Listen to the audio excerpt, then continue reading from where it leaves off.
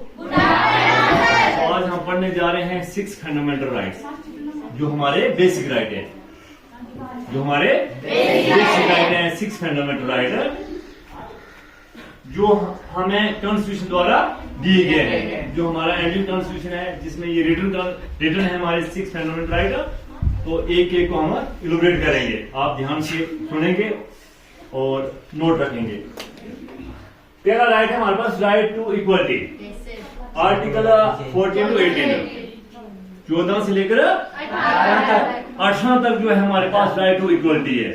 यहाँ पर हमारे इंडिया में, हमारे भारत देश में बराबरी है। इक्वलिटी मीन्स हर एक यहाँ पर अपने हकूक से बराबर है, इक्वल है।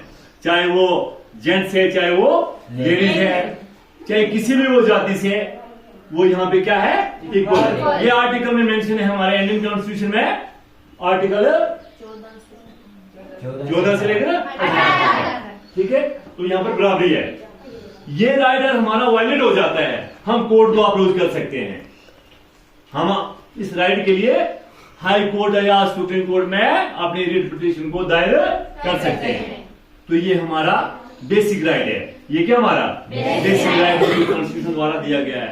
और एक चीज और मैं बताऊं बच्चे, आपके जो पेरेंट्स हैं उनको भी पता होना चाहिए ये हमारे जो राइट हैं, कि जो हमें कॉन्स्टिट्यूशन द्वारा राइट दिए गए हैं 6 राइट, ये हमें पता। पहला राइट कौन सा आ गया, right to equality. Right to equality article 14 to 18 रहा याद। दूसरा राइट है हमारे पास, राइट टू फ्रीडम, कि यहाँ पर हमारे पास फ्रीडम है, हम लोग आजाद हैं, हमें आजादी है। कब मिली आजादी हमें,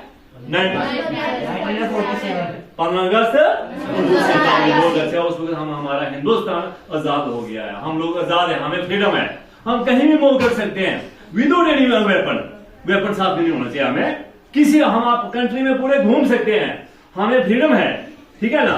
तो ये राइट आर्टिकल जो हमारा है 19 to 22, 19 से लेकर 22 तक हमारे पास जो है राइट टू फ्रीडम है।